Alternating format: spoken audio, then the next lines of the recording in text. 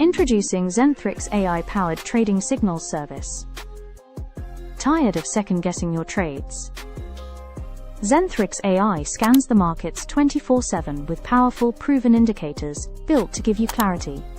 You get 200+ signals every day on 15-minute, 1-hour, 4-hour, and daily charts.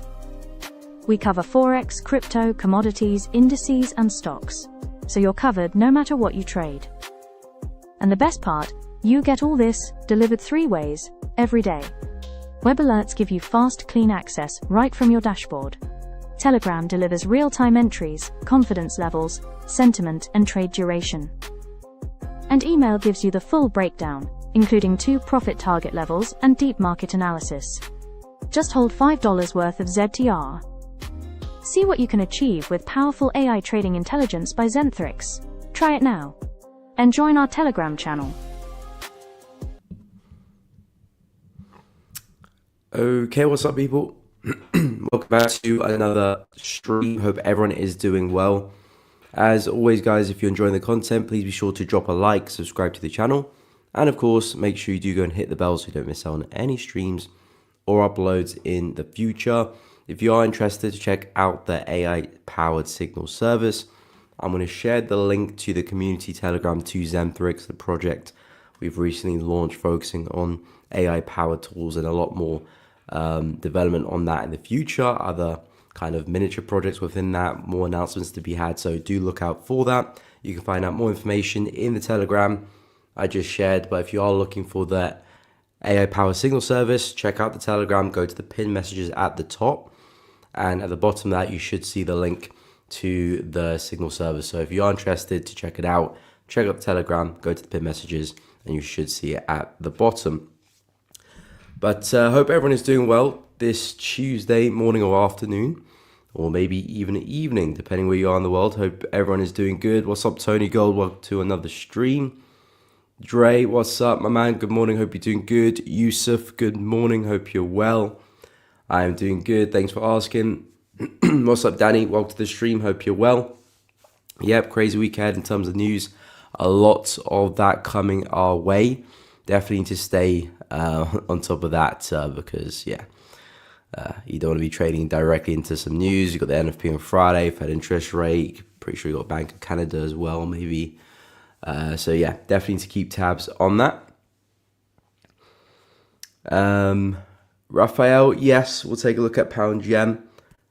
First, as always, I'll go through the USD side of things. We'll take a look at the dollar, DXY, USD majors, gold, and silver. Any requests, drop it in the chat, and I will get to it. Excuse me. Nice to get a sneeze out of the way. So yeah, I'll go through USD side of things first. If you do have any requests, let me know. Of course, let me know any time frames as well. So yeah, we'll go through pound yen on the 30-minute time frame. But if you do have a specific pair and a specific time frame you want me to take a look at, let me know. Most of the time I'm in the 4-hour daily chart, but if you do want me to drop a little bit lower or higher, let me know. But to get things started, we will go to the DXY, not the DYX. So the DXY, we were pretty bullish yesterday. Pretty bullish. Let's go to the daily chart. As you can see, a pretty confident bullish candle. So it does look like USD is turning around. And this is what we were discussing yesterday. I said I wasn't going to really do anything with the dollar until I see that daily candle close, because we were coming into an area where we have seen a lot of prior support and resistance so I kind of want price to kind of give me that confirmation with that big bullish candle yesterday, breaking above, and also pretty much putting in a higher low as well. We've got the lower lows here, which price has been making as we've been trending down, of course. Now it looks like price is putting a higher low. We're coming back into resistance. We've actually just wicked through that. So technically it's a higher high, not established yet with a strong closure above, but it looks like price is seeing some upside past that point. So to me, it looks like somewhat of a head and shoulder pattern. You got the left shoulder over here, you got the head, and you got the right shoulder there. So if I draw it out, something a bit more obvious there, and of course that would be your neckline. If that does snap, that is to me the equivalent of a break of structure. We'll be looking at a higher low and then another higher high, maybe back to some of these areas. They could be some nice targets to aim for. So to me, it does look like dollar is reversing here.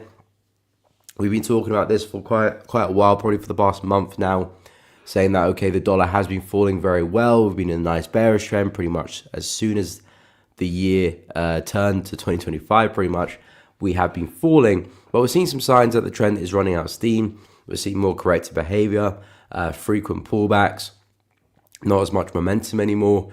And those are signs that the market is starting to run out of steam and perhaps could be looking at some upside.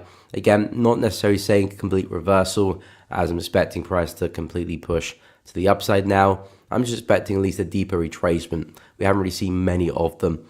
This is probably the deepest retracement we've had. So I do think we can see somewhat of a deeper retracement for the dollar, which maybe turns bearish in the future. We'll have to wait and see as we get more information, more candlesticks print, or maybe it does turn into a reversal. The beauty of being a trader is, irrespective whether it is a reversal or not, there's opportunities regardless of what price is doing. But at the moment, which is the most important thing, it does look like price is now putting in some higher lows and about to put a higher high in.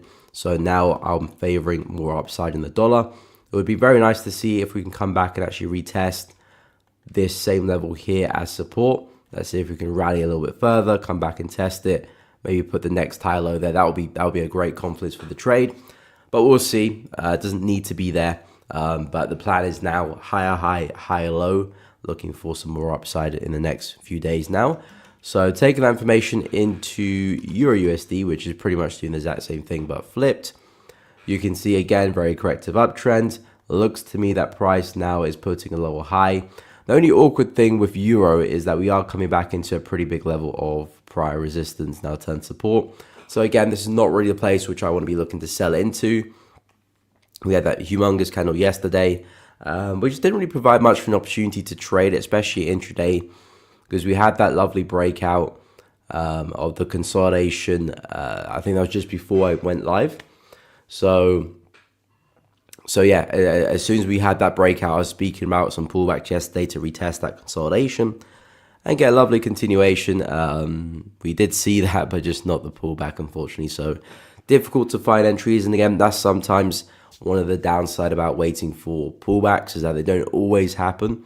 Sometimes you get breakouts and price just continues to fall or continues to fly, which is one of the positives of taking breakouts, is that you're pretty much guaranteed an entry because you're just waiting for price to break out and that is your entry. But of course, you're more prone to fake outs as well. So there's pros and cons to everything, really. It's just about picking your poison and then getting good at it.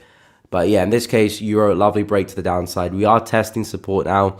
Pretty big wick there on the 4-hour chart as well. You can see big piercing wick, and of course, taking it into context where we're trading, it's a pretty big level of support. So I wouldn't be too surprised if Euro does go through a bit of a rally. But the key thing I'll be looking for is that next lower high, of course. You've got one over there, second over there. I would be looking for a third one. I mean, it would be very nice to see price actually pull back and retest this consolidation. That would be a really nice pullback to retest that. And possibly get the third lower high. In fact, that would be the only area which I would actually look to short from, because this is bullish territory. We're testing major support. There's no other kind of critical level of supply or resistance that jumps out at me, which I would be happy to sell from. So it would actually only be this area. Yeah, so if we could see a pullback to that, I quite like the shorts there for Euro. If not, if we just keep up this momentum and end up breaking through, there could be some nice shorts on the other side of that, on the break and retest of that same level. So that could be something to look into. But of course, we have to break through that level first. As of right now, still holding a support. So maybe this might be our best opportunity. But we'll see as we get more information and more candlesticks print. All I can say is I'm expecting us to see more downside for Euro. It looks like DXY is going to see more upside. They're both very inversely correlated. I think Euro is probably going to see some downside as well, especially with the fact of us putting in lower highs. So yeah, Euro, I do fancy more downside, but of course right now we're heading to support. So wait for some pullbacks or a break and retest. Pound USD looks really good, I can't lie as well. Even better than Euro, arguably. Actually, not really arguably, it does look a lot better than euro. We just snapped through the lows there as well, so it looks like that head and shoulder has been fully kind of cemented into the market there. Left head, right shoulder, that's your neckline. We've just about got to snap through that. But the key thing is, again, we're getting lower highs in now after we were getting higher highs in. So the plan now is to look for a pullback and some more downside. I talked about this a couple of weeks ago about this being a target if we do sell off a pound. That's still very much where I'm expecting price to get to, 1.32. If I drop to the 4-hour chart, yeah, the only tricky thing about pound is where do I look to sell it from? Not as clear cut as euro. Euro had a very nice consolidation and a sharp breakout, so that would definitely be a nice place to sell. Of course, you kind of got the origin of this kind of move here. So this last area it is going to be acting as an area of supply, so that could be a nice place for a short. It's not as obvious as Euro USD, but still a place where supply has come from, momentum has come from. If we tap into that area again, we could see more selling pressure into the market and some more downside. There's a brief area here, but it's not significant enough for me to get excited. Not to say that price can't react from this area and continue, but it's not enough for me to jump into a trade, especially on like the 4-hour chart, which is where I do majority of my entries. So yeah, pound USD in terms of entries, that's kind of where I struggle. I like this area here, just euro looks a little bit better. Yeah, I think in terms of like the entry side of things, euro looks a lot better. In terms of the actual setup, I prefer pound. So a bit of contradiction between the two. But again, they're both very, very similar. They're going to do the same thing mostly. So it doesn't really matter which one you trade. It's just about finding a good opportunity with a good entry, good stop loss, etc. So with pound USD, I would keep an eye on both of these areas. Again, I would like a slightly bigger breakout and pullback before shorting, especially on a 4-hour chart. So this is something I'd probably drop to like an hourly or even a 30-minute chart for to trade. This is something I could trade on a 4-hour chart, big enough pullback, healthy area of supply, nice drop from that area. So something like this, I could see myself looking to get involved at. Something like this, I would need to drop to like an hourly or 30-minute chart to make the risk reward and the entry make a bit more sense. But in terms of direction, definitely expecting more downside there for dollar CAD. Maybe some retracement though, because it looks like we're slowing down. Dollar CAD looking at some bullish momentum as well. I'm expecting more upside for this one. Again, if the DXY is going to see some strength, then you're pretty much banking on dollar being one of the strongest currencies there out of CAD, euro, pound, Aussie, New Zealand dollar, Swiss franc. So we're expecting that to be the dominant currency. So dollar CAD, I'm looking at some upside, although CAD's been a little bit strong as well. But I do think dollar CAD can still break to the upside. We've got a big level of resistance ahead of us, so of course that needs to clear if dollar CAD really wants to get going. We respected this on quite a few occasions, originally as support over there, then resistance again, and then, well, so far resistance again. So it's been a very critical level. I think once that level breaks, then we're very much in the clear for some more upside, maybe a push back into that kind of big area of supply there. Around 1.39 would be the next sufficient target. But yeah, a break of that level is really the key thing I'm looking for. Otherwise, all we have really is a market that is consolidating, which I'm not really interested in trading at the moment. It's just kind of price just back and forth, respecting highs, respecting lows. Not really a big fan on dollar CAD's price action. But if we do break out, especially with momentum, especially with the DXY showing momentum as well, I think there could be some nice trending opportunities there. So got to keep a close eye on dollar CAD. Aussie dollar looks like it's coming to its last legs in this ascending channel. So I'm kind of getting semi-excited because I do think there'll be a sharp break to the downside. We flirted with the idea a few times, once, twice over there.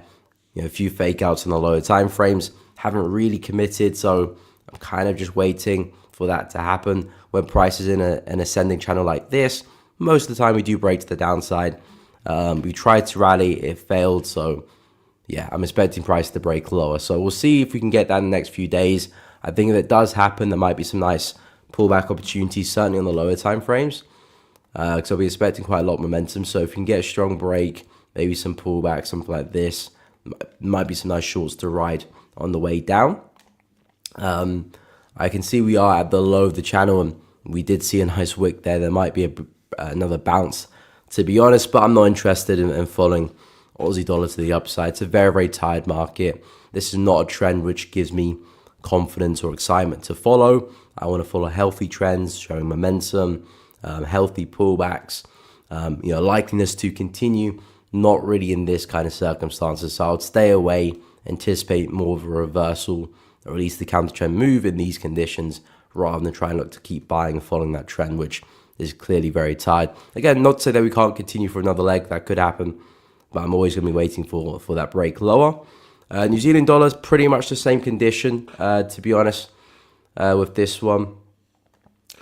We've got another ascending channel, maybe not as clear cut as Aussie, but we are pretty much doing the same job here, and we're pushing to the lower end of the channel as well. So this one, again, I do expect us to break to the downside eventually over the next few days. We're going to need some dollar strength for that to happen, but over the next few days, if the DXY can rally, I do think New Zealand dollar will join the party and see some downside as well. I did say there might be some buys here as we do approach the low of the channel, but again, I'll keep it very short and sweet, just like Aussie dollar. I wouldn't be looking for any prolonged move. This is not a trend which I want to follow. This is a trend which I want to see break lower. It's very tired. Go collect some more buys, and then maybe we might continue in the near future. But this is a very, very corrective market, so I would be careful with the buys. If you do enter buys, I will keep a very close eye in terms of managing that trade, being fully prepared that momentum can shift against me at any point, really, and see a much bigger move lower. So there might be some short-term buys off there. I did speak about some shorts if price was to push back to the up end of the channel, but yeah, at this point in time, not looking like that we'll get up there. Gold's still just messing around, to be honest. A bit more downside yesterday. Yeah, hasn't really done anything special. I said we might see a bit of retracement before we do continue falling. It was a very strong rejection, I must say, at the high here, where we've seen quite a lot of rejection recently, once, twice, a third time, and a fourth. Price has done a very good job of respecting those areas. I said since last week, there's a couple levels which I like the look of. This level here being 1, and this level here being 2. These two levels I wouldn't mind to take a stab at the buys. All I'm really doing is just banking on the higher time frame trend continuing, just finding a healthy level of support where price has shown a lot of respect to, aka this bounce here and those two bounces over there, and just making sure that I'm kind of away from all the noise and put my stop loss in a relatively safe area, because when price is ranging, the worst thing to do is trying to get stuck in the middle and take some trades where there's a lot of fluctuation. You kind of want to be away from that. So stop losses above here, stop losses below here or here are the better places. Not that you won't get stopped out ever, of course anything can happen, but at least you're away from the noise. Simply if you just shorted that resistance here last week or the week before, last week, and if a stop loss there, pretty simple stuff. You caught a very, very nice move. Trying to get involved in the intricacies of these moves here is where you're going to give back a lot of gains, and just a very, very difficult trade to catch. A lot of trading is just about taking a smart trade, not looking for anything special really. So yeah, gold's still very interested at 32.60 and 31.40. Wait to see price get there. All we're doing is bouncing. We'll see if we can get some more rejection at those areas. And lastly, silver. Very bullish on this one too. I quite like this level just below us. Really nice resistance. Had a lovely breakout. No retest, so still relatively fresh level. Looking to see if we can return back to there, and then I can talk about some more buys. And keep it pretty simple, back to highs. I do think we can go a lot further, but if I can get a swing from here to here, I probably lock in majority of my gains there and just see what happens next. Because silver is running out of steam. We did see a really nice rally there. But you can see how we're moving. We're starting to see some momentum to the downside. So things are starting to dry up a little bit for silver. Still a very bullish market, especially in the higher time frames. So I'm very much still a buyer, or want to be a buyer of silver, but just being a bit more cautious with targets now because I can see some clear signs of momentum running out a little bit. We might be going for a bigger retracement at some stage. But yeah, going to keep a close eye at 37.193 and expecting a lot more upside from silver. And that's kind of sums up where I'm at with USD in general. Still looking for a lot more USD strength. Looks like that's kind of arrived in the market now, which will be interesting for gold and silver because that should mean some downside for both of them, but isn't always true. But we will see.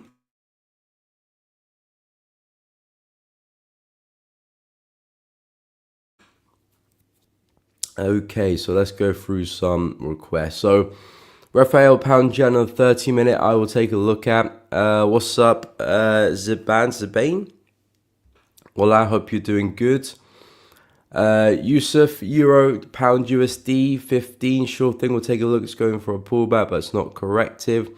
Okay, we'll take a look at that. Is that a pullback on the 15 you're talking about? Dima, good morning. Hope you're well. Welcome to the stream. Hope you're doing good. The Outlier, what's up? What's up? Hope you're well. Just curious, strategy to scalping with no risk reward in mind, just taking money out of the market. I mean, I'm never really a fan of negative risk reward. I think if you're going to take a trade, you want at least to make back what you're going to risk. If you're risking $100, you want to make at least $100 on that trade. The thing is, you might not actually make $100 in terms of, you know, maybe you took the trade with the expectation of a 1-to-1, but maybe as you're managing the trade, you know, you got some red flags, and you get out the trade early, so you walk away with $50. So, you know, looking back, it was actually a 0.5, you know, risk reward, so negative. But it's because you were managing the trade and got out early because of a valid reason. So you might be aiming for the 1-to-1, but you got out early, you know, for a good reason. And at the same time, you might be aiming for a 1-to-1, but you might have stayed a little bit longer because the market looked healthy and you end up walking away with a 1.5R or maybe a 2R on that on a specific trade. But on average, looking back across a decent chunk of data, you do want to at least be hitting 1-to-1s on average, because when you go to a negative risk reward, you're relying a lot on win rate, which is not bad because you're going to have naturally a higher win rate anyway because of the negative risk reward. But there will be times where you do hit a bit of a slump and you go a bit of a drawdown, and it's going to be a lot harder to climb out of that because, of course, your returns are going to be a lot smaller because you know, one win might be, well, probably one loss might be equivalent of 2 wins. So you're going to have to win quite a lot of trades to get out of drawdown. Whereas with a risk reward other way around, you know, potentially you could lose 3-4 trades, maybe one trade whites that out. So I think in terms of longevity, I would say you do want positive risk reward. I think that's the easier route to take. I think negative risk rewards eventually will come back to bite you. I'm not saying that you won't be profitable with it. I just think it's a slightly harder way to trade. Easy in the beginning, but it definitely gets harder when you do go through a slump, which of course is inevitable. But yeah, I would say I like scalping. I don't scalp myself, but I think scalping is a great way to trade done correctly as well. I think you want to have a target in mind. You don't want to necessarily have, you don't always want to have a specific risk reward in mind in terms of, okay, I have to hit a 1-to-2 or 1-to-3. You kind of want to manage the trade for what it is. Some trades might make sense for 1-to-3. Some trade, it might make sense to only go for a 1-to-1. You know, you want to be a little bit flexible. You don't want to just force 1-to-whatever on every trade because every trade is going to be different. So I would suggest being flexible with your risk reward. Don't just force it, be flexible with it. I would always recommend it to be positive. You know, it's worth the risk if it is positive. And scalping, you know, just like any type of trading style, you know, it can be a very, very successful method when done correctly. Not something I do though, but yeah. I wouldn't say no to it. But yeah, negative, not too sure about that long term. DAX, okay, we'll take a look at the DAX as well. Okay, pull back on the 50. Okay, I'll go through pound yen on the 30. Then we'll take a look at euro and pound USD on the 15. What's up, Campbell? Welcome. Love it, appreciate it, my man. Hope you're doing well, Campbell. Good morning. Good to have you on the stream. Hey, appreciate it, Danny. Guys, please hit the like button. We're really getting a lot from this. Appreciate it. Yeah, guys, if you're enjoying the stream, please be sure to drop a like and subscribe. It does really help out, and share it with your friends as well. Hit the bell too so you don't miss out on any streams or uploads in the future. But I really appreciate that message. Danny, okay, so let's take a look at pound yen. So pound yen in somewhat of an uptrend, of course. We've been flying since the low of April, 10th of April to be exact. But we have kind of met our match a little bit, coming back into resistance. So it's either one or two things here simply. See if this trend is going to continue, or we're going to reverse pretty much, or at least go through a bigger pullback at some stage. At the moment, it's just pure consolidation, so it's kind of difficult to tell. I think it depends kind of what you're looking for as a trade. Are you looking for something more of a swing, or are you looking for kind of just a quick day trade, for the day essentially? What I'm kind of looking for personally is a strong break out of this. I'm anticipating more upside for pound yen. I do think the yen pairs still do have more upside. So I'm kind of waiting for price to clear this resistance, and then I'll start to look for some pullbacks, and I'll look for some more buys, and that'll be my green light basically, because I'm expecting pound yen to make its way all the way back to the highs over here. So in my book, there's still a long way to go for pound yen, but we do really need to break through that resistance before I can actually really buy it. So that's really what I'm waiting for from a swing bias. From a day trading point of view, if I should drop right down to the lower time frames, I mean, you've got a lot of support here, which price keeps bouncing on.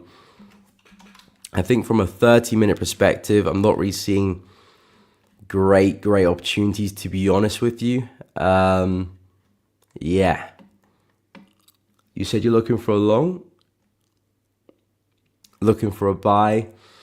I mean, I might look for a buy here at the low, because again, this is where we're kind of ranging. So if I'm going to take a buy, it's got to be right at the lows here, where I can get a relatively safe stop loss below the noise, try and catch a bounce off that. I wouldn't be looking to try and look for a big swing back to the upper end of the range. I'll just try and see if I can maybe catch a swing back into this area, then maybe if I'm lucky back into that area. Because when things are ranging and things are choppy, especially as they are right now, it's always best to be conservative with your targets. Not necessarily as in conservative and just take everything off, but move stops to break even, take partials, manage the trade as we go along. Because there's no momentum here. There's no kind of trend. Yes, there's a slight uptrend on the higher time frames, but we have been moving sideways for the past few days now. So it's not like when you're buying or selling here, you're taking advantage of momentum. It's more so price just hit a level which we keep bouncing from, really. So if price does get here again, I think that's a smart place for a buy. I wouldn't buy now, but I would wait for a push back into the lows here, which is roughly 197.6. And then if we can get a nice buy from there, I think this would be a sensible place to take partials at least. Then maybe more partials, or even close the position up around the 199 area. But yeah, I don't mind buys, because essentially all we're doing is fluctuating. And especially if you're just looking for a trade for a few hours, I think the buys make sense, because all you're just doing is taking a small piece of the pie.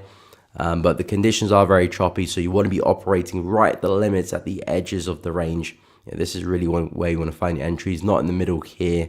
That's where you're going to get kind of caught and chopped up. But if you can be at the lows here, you have a much better entry and a much better stop loss to take advantage of the swing. So yeah, buys, I can see the sense in that, especially if you're looking for more of a short-term trade. But it is a very choppy pair, so beware. I wouldn't look for any sustained moves for pound yen. Conditions are way too choppy.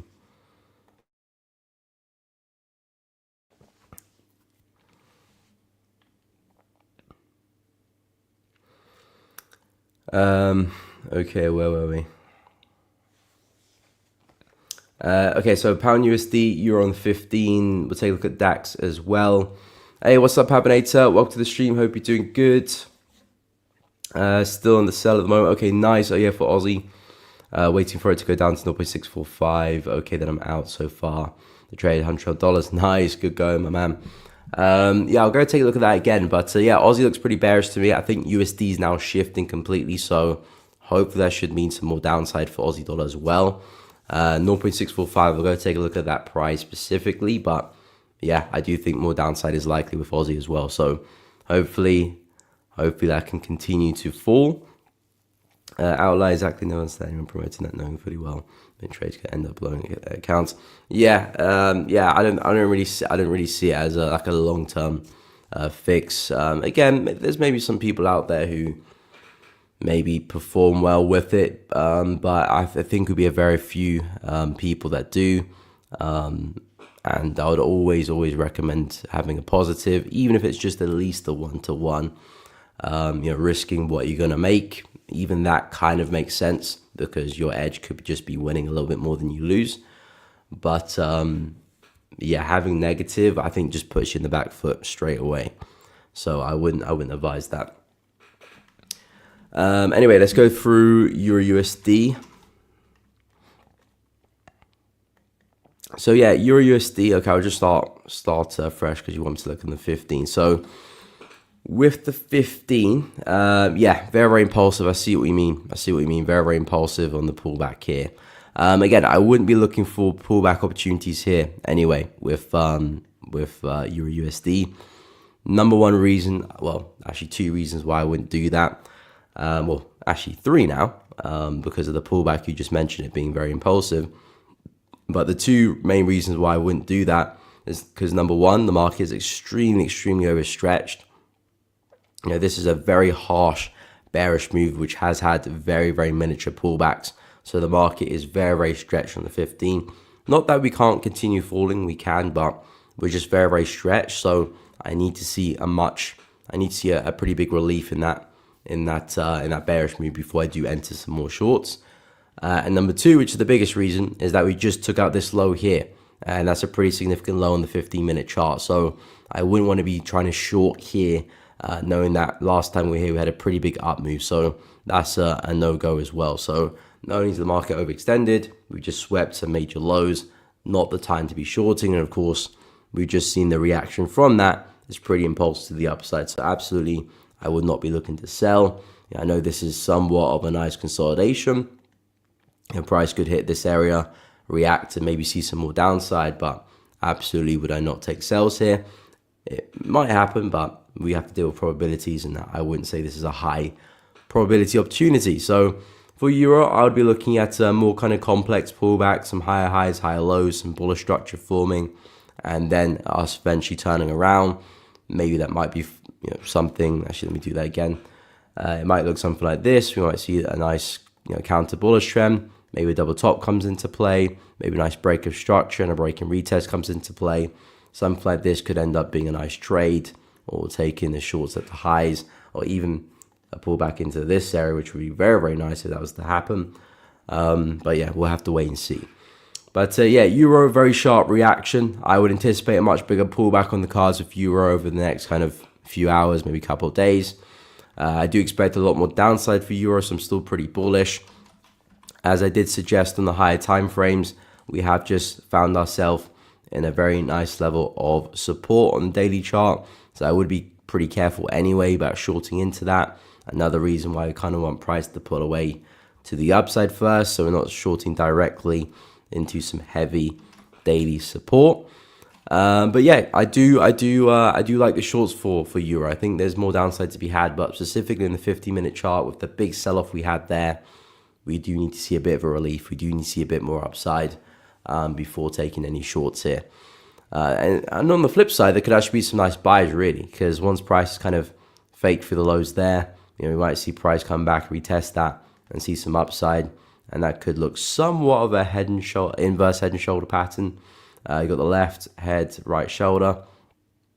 Very weird neckline there. So somewhat of a reversal pattern. I think the buys here would make a lot more sense than the sells. I think the sells is where the bigger move is at and where probably the momentum is at.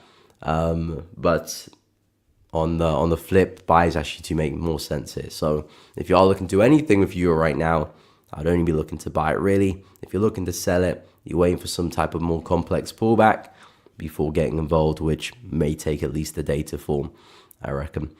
So yeah, Euro USD, expecting more downside. That's kind of what I'm looking at on the 15. Pound USD, same situation really. Yeah, pretty overextended with that leg. We did have a brief pause, so I would say we've at least had some type of kind of relief to the trend, but I would still argue we're pretty overextended. And again, we've taken out some major support here. Looking to our left, massive rally, pretty decent size rally there as well. We've just gone and taken that low out as well. So from the 50-minute point of view on pound USD, I would at least wait for us to pull back into that consolidation to retest it before looking to short. This is also a nice area up there. I think that's something I'd probably look at, something slightly in the higher time frame. So a bit more of a bigger swing trade. But in terms of the 15, a retest of that consolidation does make sense. So in terms of entries, pound USD is kind of where it's at to me. It looks a little bit cleaner. We've got a healthy kind of supply zone not too far away. And I think that would be a more appropriate place for a short. Maybe not even for a big continuation, but just for a swing back into the prior low, keeping it relatively simple. So yeah, pound USD, I like what I'm seeing. Euro, I like what I'm seeing as well. But it's a good point you did note there, Yusuf, that the pullbacks are looking quite impulsive. They're not corrective. So when you are seeing that happening, when the pullbacks are very impulsive, most of the time that means you're probably going to get a much deeper pullback. It could mean reversal as well, but I don't think it will based on the higher time frames. So impulsive pullbacks could mean reversal, but sometimes they just mean a deeper retracement is going to happen because you're seeing that strength in that initial retracement. So it probably means you're going to see more complex pullback before eventually the trend does continue. So I think we'll probably see something of that sort for both pound and both euro as well. Let me have a quick look at the DXY. I could imagine that's probably doing something similar, yeah. So that's probably going to see some downside too, again, just after taking up the highs there as well. So for the DXY, I could imagine something like this happening, and then eventually us probably continuing to the upside. So you can imagine that kind of happening for pound and that happening for euro. But yeah, good spot there, good spot. Not only looking at market structure, but how price is moving is very, very critical. I think they go hand in hand. If you're going to look at market structure, which is great, look at if the market's creating new highs or new lows or equal highs or equal lows, what price is doing on higher time frames as well. All of that is very, very important. But if you can accompany that with how price is moving as well, whilst it's doing those things, is price creating higher highs only just scraping the highs, or is it completely battering highs and creating long impulsive legs and creating new, big highs with shallow pullbacks? Those are two contradicting things, even though they're technically doing the same thing. They're both creating higher highs, but one is doing it, very tiresomely. One is doing it very, energetically with a lot of momentum. So two completely different types of trend there. So understanding how we're moving is a huge part of the game as well. And good spot, we are quite impulsive, and especially taking into consideration where we're trading at major resistance there. It does look like retracement is on the cards for the dollar, and we're kind of seeing that with other USD pairs at the moment. So yeah, I'll wait for a much deeper pullback before getting involved. Let's take a look at the DAX. Okay, so the DAX just came back into support again. Another nice reaction. We actually talked about this setup here yesterday. I think we were trading around here, weren't we?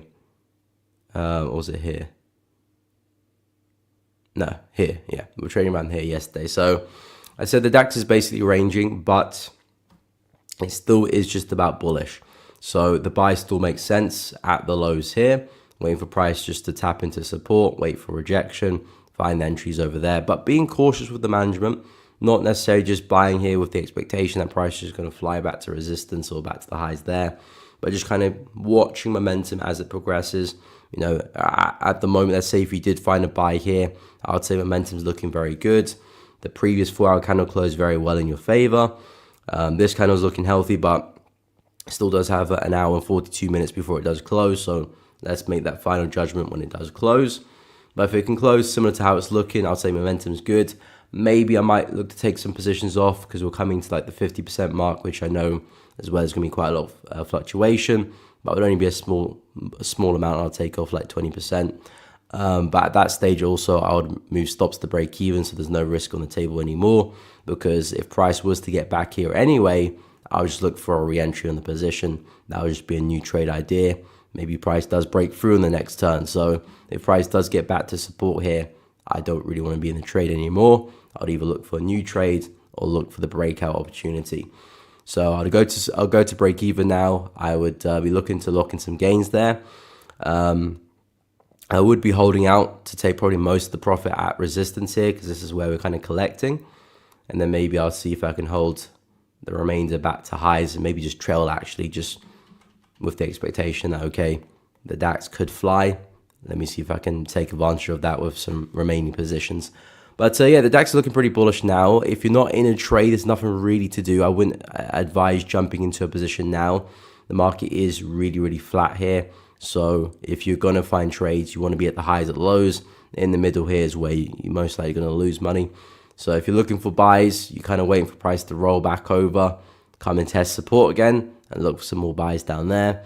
If you're looking for shorts, which also makes sense to a degree, you can find some shorts probably higher up at 24,550, but I'd focus purely on the buys because I just know that the market is still very bullish. So, you know, if I'm looking for buys, you know, by kind of basic logic, it's difficult to go wrong. Not that you won't lose a trade, of course, but it's just, okay, if the trend's going to continue, most likely you're going to have a bit more luck with the buys. So, yeah, with the DAX, I would wait for price to push back into support before looking for a buy. At the moment, we're just in the middle of a range. That's the place you kind of want to stay away from.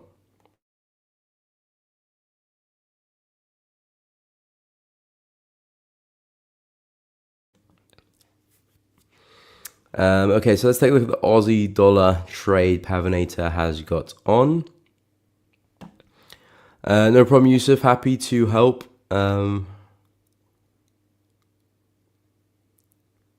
Took a buy in GU, but only after I got stopped, I realized it was there. Oh, for the head and shoulder pattern. Yeah, I mean, yeah. Again, you always want to be aware of the higher time frames. Market structure. Again, my advice would be start on the higher time frames, then work your way to the lower, rather than the other way around.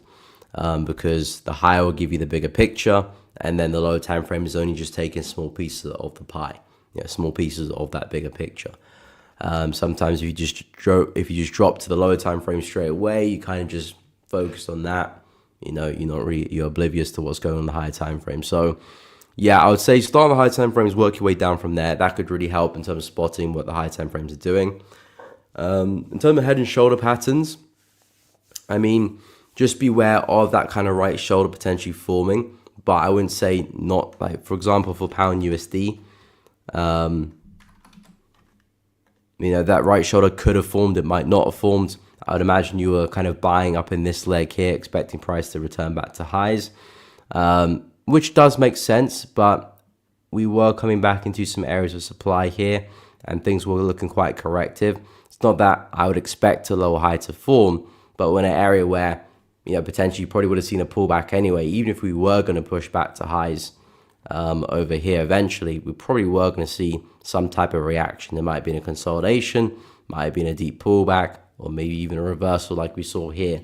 But it's an area where we're probably likely to see some noise. So you want to be careful of that. Beware of the high time frames. The high time frames are there to guide you, especially if you're looking at the 15, 5 minute, even 1 minute chart to take your trades. High time frames will find you, will help guide you and protect you from areas where a lot of noise will be. Because all trading is just making smart decisions, buying in the right areas, selling in the right areas. You don't be buying into areas where a lot of sellers could enter the market. Doesn't really make sense, really. And of course, vice versa. So you want to be a bit careful of that. And I think an easy fix really is just looking at the higher time frames first and just spending a bit of time on there before dropping to the lower time frames and just kind of make that routine. I think that could really help fix that. But yeah, in hindsight, you can see that as a really nice head and shoulder pattern. So I would expect more downside down for pound. Okay, so we'll go through Aussie for Pavinator. Diana, what is up? Hope you're well. Yes, we'll take a look at oil and CAD Swiss on the daily time frame. Okay, no problem. Long in these pairs. Okay, we'll take a look. Nice. Trev, yes, I did do Euro USD. I can go back quickly over it if you want me to. Follow the trend. What's up, my man? Hope you're well. Okay, sales and pound CAD. No support for it. Looks for buys at about, looking for, okay, 1.82. Okay, I'll go through pound CAD. It's an interesting pair, pound CAD. I think there's a big move happening for that one, but I'll go over it shortly. Anyway, so Aussie dollar, Pavinator said you're short on that one to 0.6450. Yeah, 6450, which would be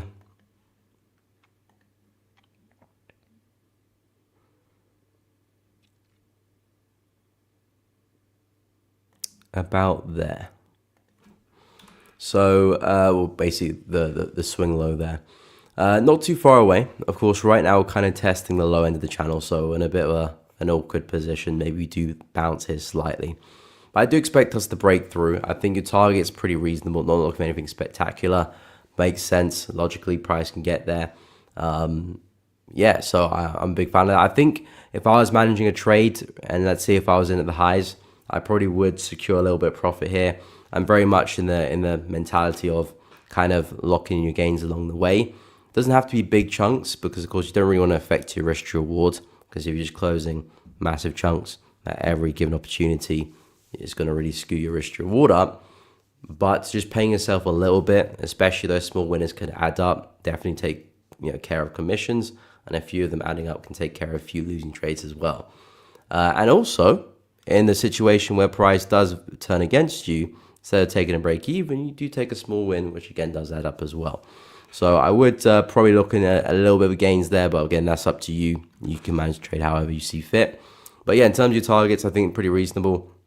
We're expecting price to break to the downside. We've spoken about a lot of buys around the 0.62, 65 area. So that's kind of where I want to take some buys from for Aussie when the time's right. But I do think we're still likely to break lower. And I'm still very bullish on the dollar. So if the dollar is going to continue going lower, Aussie should continue falling. So I definitely do agree with the bias and the direction. Hopefully we can see that come to life pretty soon. Okay, so we'll go through oil and CAD CHF next. So CAD CHF, with this CAD CHF is interesting actually, because this one's actually coming from all-time lows. Let me actually double check that. I'm pretty sure we are. Yeah, we're coming from all-time lows. So yeah, CAD CHF coming from all-time lows, and I do think there is quite a lot of upside to it. We're actually just kind of consolidating. We just swept these lows here, and now since we've done that, we've just been consolidating for the past few days. I do think there's a lot of upside to be had. We did break out of this consolidation not too long ago. Didn't actually even come back for a retest of that either. I do think if we do see a sustained break to the upside, that is of course our first target for CAD CHF. It is a bearish market after all, but I do think a bigger pullback is due, especially when price only just about cleared the lows and then straight away went into consolidation. So I do think more upside is on the cards. There is resistance above us here. We've got to wait for the break of that. But I think if that does break, you're looking at some buys there. And a pretty kind of simple idea. Price is at all-time lows, consolidating. If we break to the upside with some healthy momentum, there's a good chance we do see more upside. And I'm actually looking at a similar opportunity on Swiss yen as well, which we can get to shortly. But a nice break to the upside, healthy momentum, good candle closures, simply a pullback and a retest. makes the most sense to me. Then you got this big zone here at 0.59250, which we've seen a lot of reactions in the past. I think that makes a good look for a first target or a complete target for the trade, depending how aggressive you want to be. But yeah, the way I see it, market's moving with a lack of momentum. We're dying, triple bottom, hit the lows. I do kind of favor a bit of a reversal here for CAD CHF. Oil's been pretty interesting as well. It's a little bit flat, I would say, but the key thing for me is that we are holding very critical level of support right now, which is basically keeping me bullish on the pair. As you can see, support over there, support over there, support over there, and again, support over here, which we're just about still respecting. So the way I would turn bearish on the way I would turn bearish on oil is if price was to break through that level at 65. So if price does break through that level there, I will fold my hands up, start becoming bearish, and I'll look for a push into the low there. But at the moment, we are still holding on support. I was actually looking for us to come a little bit deeper into this area, but we're doing a pretty good job anyway, and we've respected that pretty well. So let me move this out of the way. We know it's there. So I'd say in terms of opportunities for oil, if I was looking to buy it, I would probably wait for another drive lower. So this is, of course, where the support is forming on the 4-hour chart. I'd wait for another spike into that area, another reaction before a buy. There could actually be some sells as price comes back into an area of supply here. You got 1, 2, potentially could see a third, which could help us out with the buys later on. There might be a sell there. Yeah, I actually don't mind it, to be honest, especially if you're looking at a lower time frame for entries to keep it short and sweet. So I actually don't mind the shorts there. But I think the bigger move is with the buys because we're basing on the higher time frames where we're trading the significance of the level. It makes more sense to be focusing on the buys, especially if you're looking for a swing trade. But you said you got into a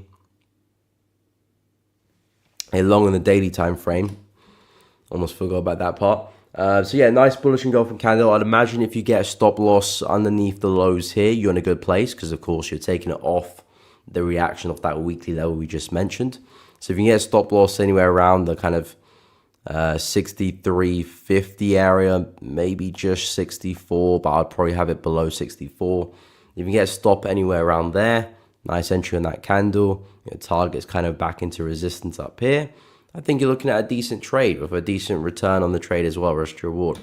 So I'm liking the idea there for oil. Massive level we're trading off. As long as we can stay above that, yeah, I'd be bullish there for oil. If price was starting to break through, we can reinvestigate and potentially switch our bias around. But from a daily perspective, very happy. I like the entry. Nice double bottom, strong bullish engulfing candle. Hopefully more momentum is to come. In terms of CAD CHF, because I didn't really look at that on the daily chart. You said you entered the long on that one as well on the daily.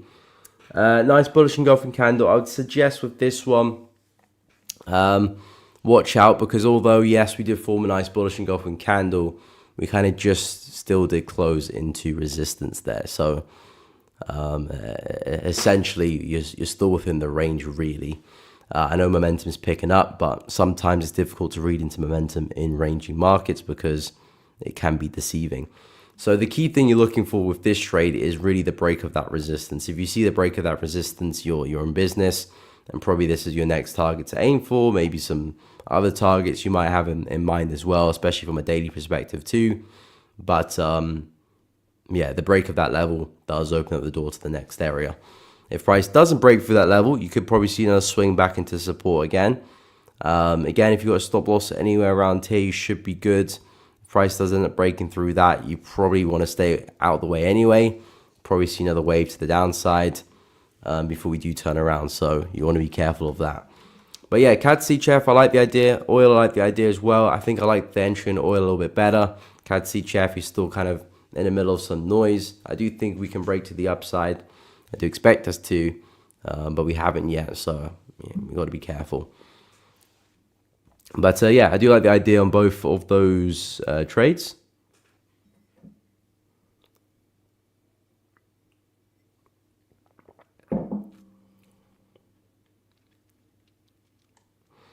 Okay, so where was I? Pound CAD, follow the trend. We'll go through pound CAD next. Have I missed out a pair? I don't think I have. No. So we'll go through pound CAD next.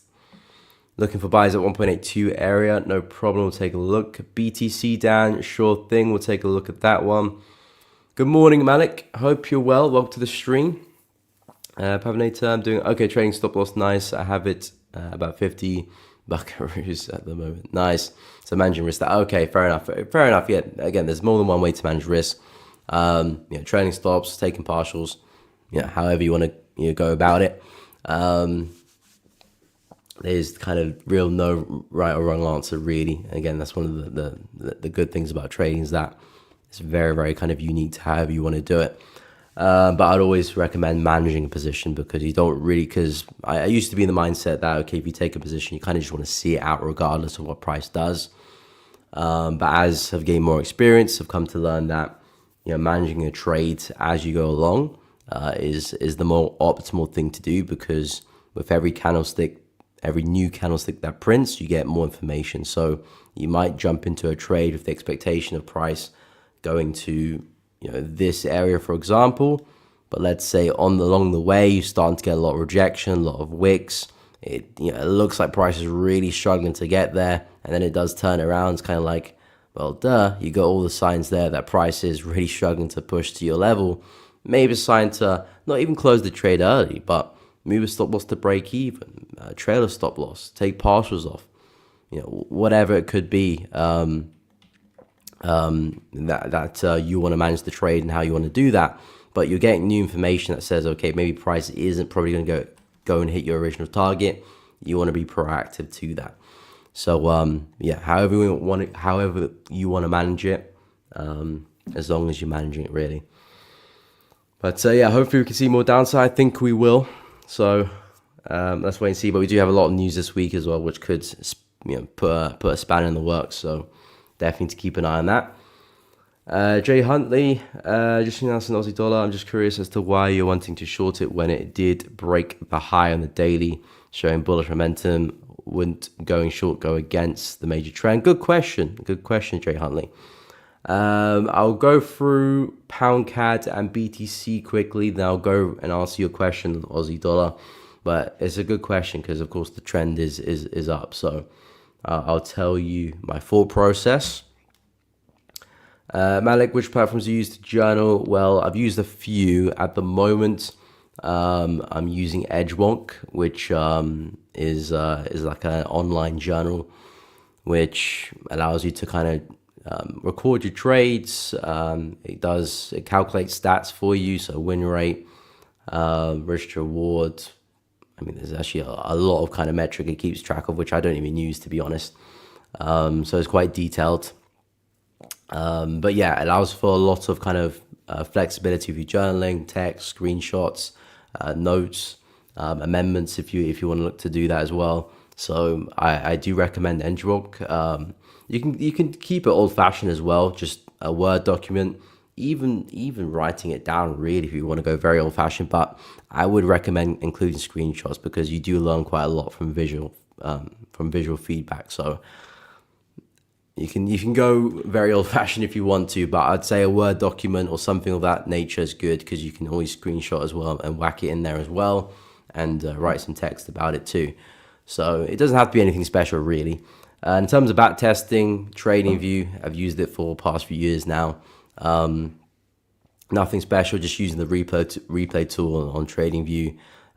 Again, I'm not as heavy as in terms of recording every specific data about the back test. I'm also kind of doing it for an eye test and kind of just looking at the general kind of tendency of winning, the general kind of risk reward I can get with positions, how they kind of play out, how I can manage them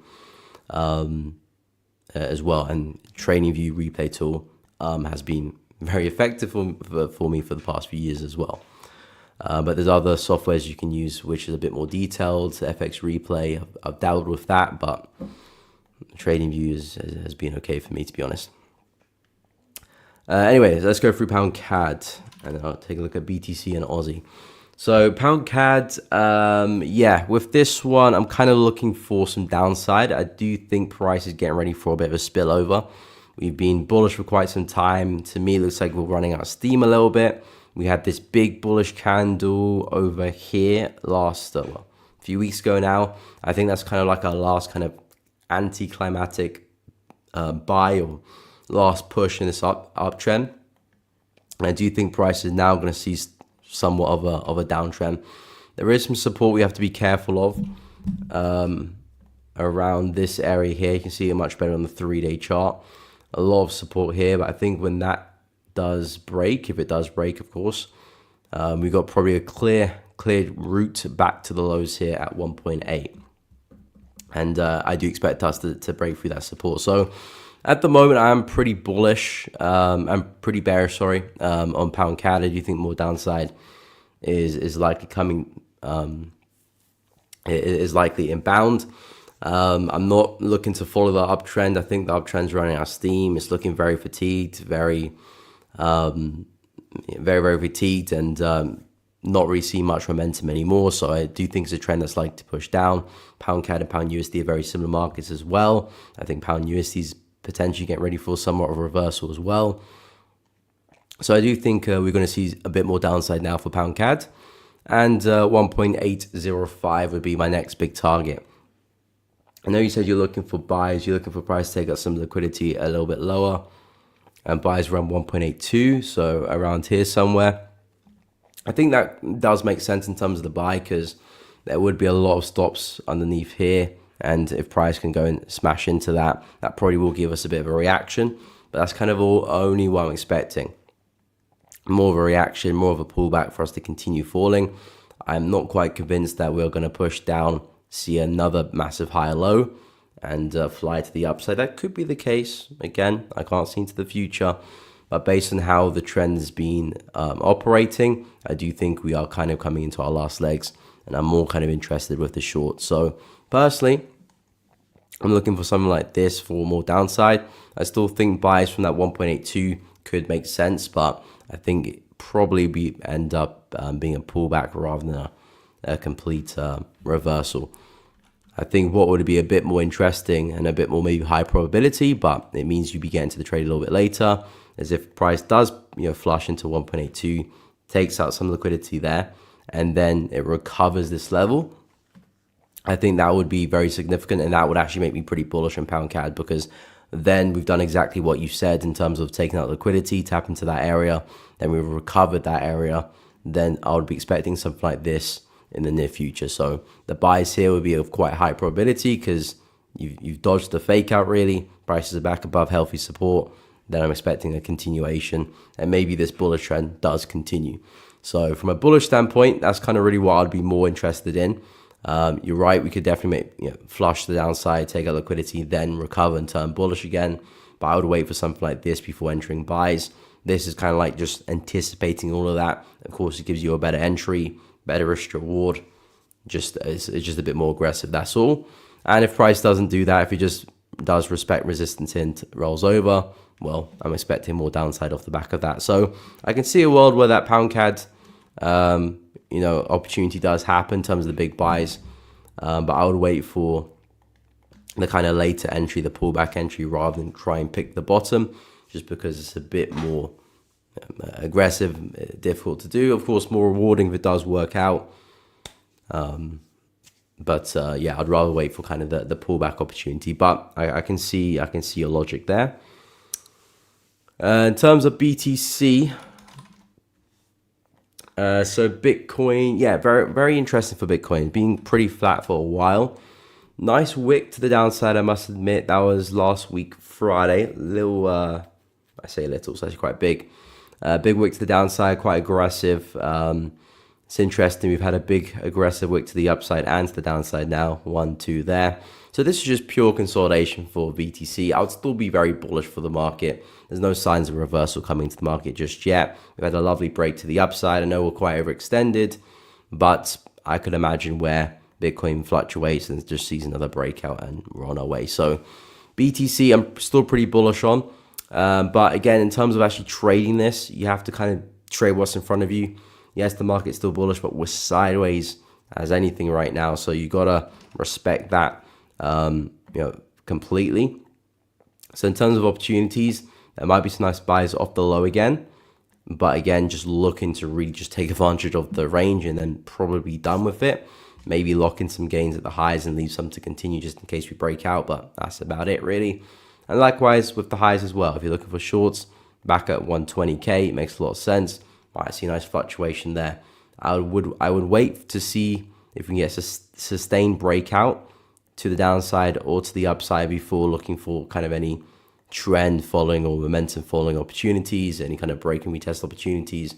I'd wait for a sustained breakout, whether to the upside or to the downside, before getting involved. At the moment, for me, this is just the market's had a massive impulse and now it's just in a pause.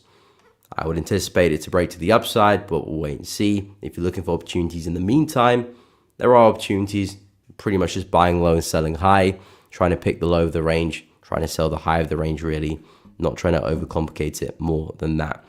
So that's what makes the most sense to me with BTC. And as long as we're in the range, we'll kind of get ready for price to break out. In terms of Aussie dollar, so I'll answer Jay Huntley's question. So why am I looking to sell it? Why are you waiting to short it when it did break the high on the daily, showing bullish momentum when you're going against the trend? So yeah, I can see the logic there, because we did of course break the high here, and quote unquote we create a higher high. So technically that's a bullish, a bullish pattern. You're seeing higher highs being created.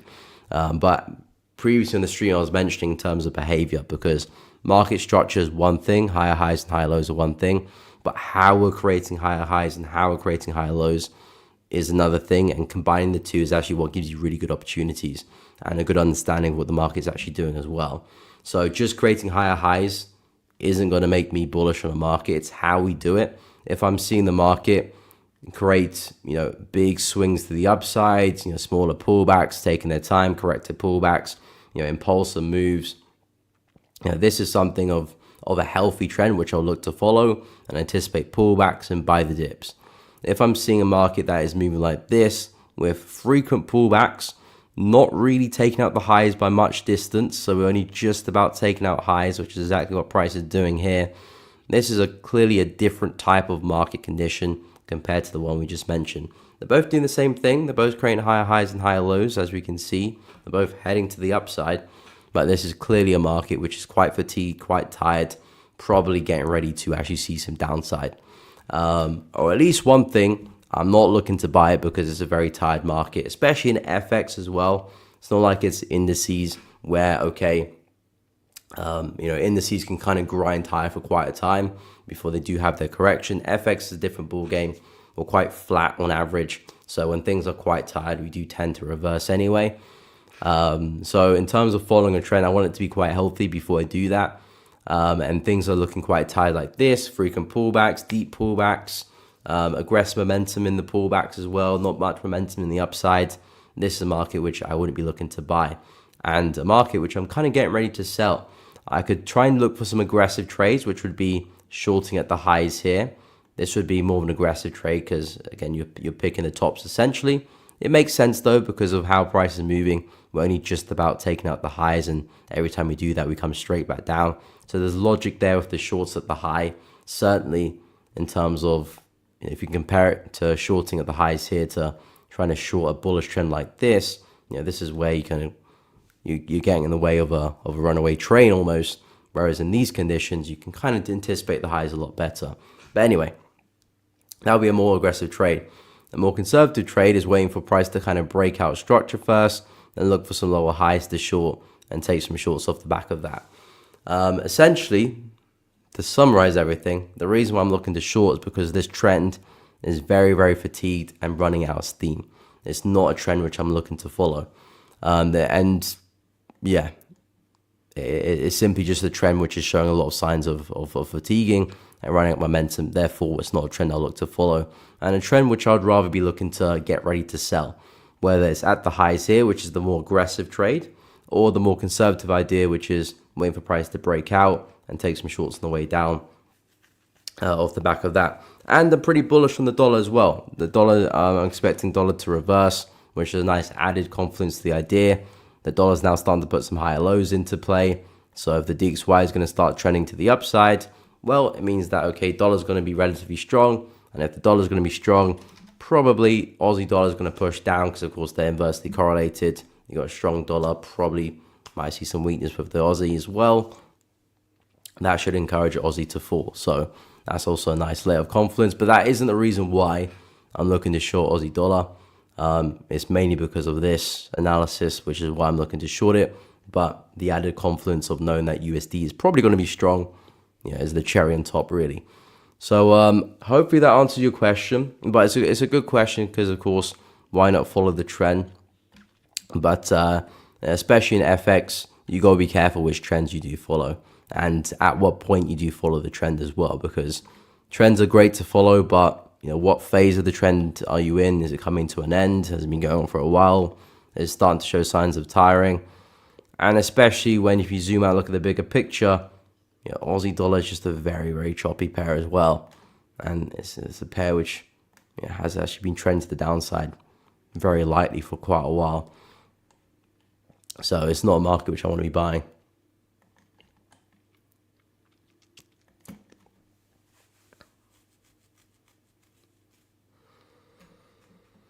So yeah, hopefully that made sense. What's up, CS Integrators? Hope you're well. Broke 98.5, but still holding nice. Yeah, I think we're due a lot more upside for the dollar. I'm actually now looking for buys now for USD. So if I can get some pullbacks, pretty much on euro or pound USD. I mean, I don't mind the Aussie dollar, but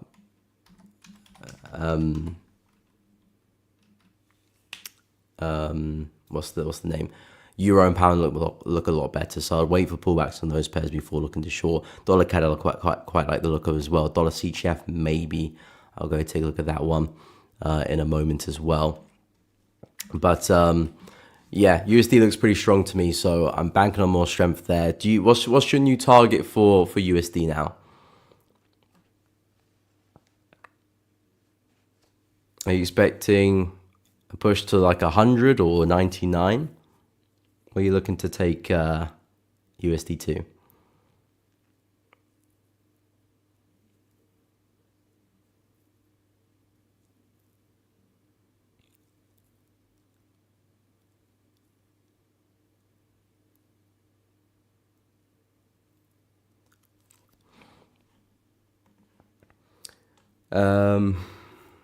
No problem, follow the trend, happy to help. Yusuf, I did do high temper analysis, just didn't notice it, maybe because the left shoulder was a bit of consolidation. Okay, but I didn't know the supply zone, you pointed out things. Okay, fair enough. Yeah, I guess that just comes with experience then, to be fair. But that's good that you did start on the higher time frames, Yusuf, because that's a good practice you want to get into. Excuse me. So yeah, that's a good point. But I mean, the pound USD supply zone wasn't kind of in your face, like noticeable. It was a little bit more minor, but still an area which you kind of want to be cautious of. You can see it probably a bit better in the daily chart because you can see it's kind of represented with all these wicks and small kind of body candlesticks, and eventually you get that big red one breaking through. So that's clearly an area where we've been moving sideways, not much momentum, then suddenly, boom, the market does break to the downside. And of course, that will be an area of supply, which of course you can see prices tapped into now and has headed lower. Of course, not every supply zone is going to give you a reaction like that. Some will break to the upside and not be respected. Of course, in this case, they were. But the thing is, as a trader, you just want to be able to anticipate those things. But yeah, I think that's just a learning point there, Yusuf, to be honest. You did start on the higher time frame. That's great. In terms of the supply zone, I think that's just a lesson learned, to be honest, which is something you should add to your arsenal when you grow as a trader. And again, I was in that point at some point, pretty much a trader as well. So yeah, keep an eye on those areas. I think it's shown a bit better on the daily. If I drop to the 4 hour, it's not as clear really. Yeah, so I can see kind of why it's easily missed. But sometimes flicking through the time frames, looking at the candlesticks, it becomes a little bit clearer on certain time frames.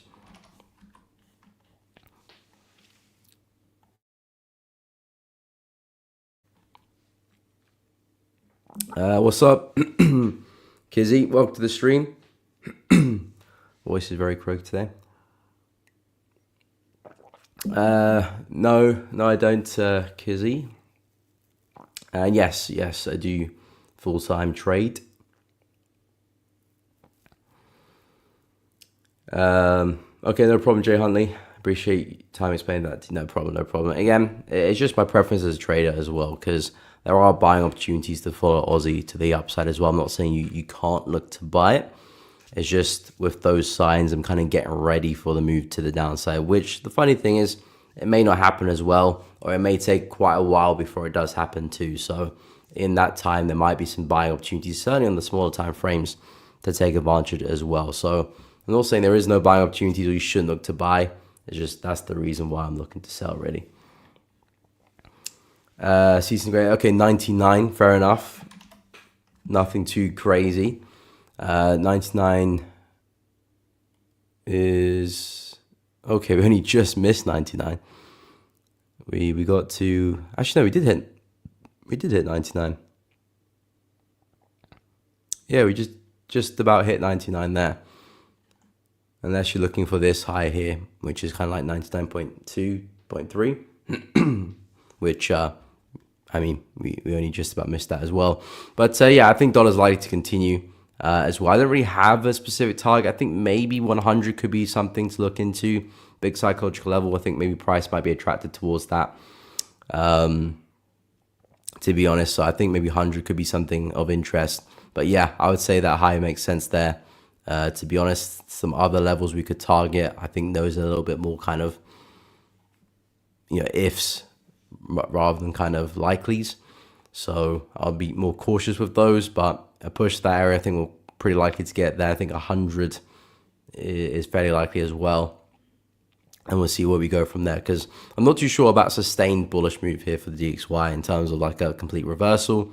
I'm also kind of just looking to buy because I'm expecting the trend, which has been heading to the downside for quite some time, to be a bit tired and look for a bit of a breather. And that's really what I want to take advantage of. If it does turn into reversal, it turns into reversal. If it does continue lower, I'll start to look for some sells again at some point.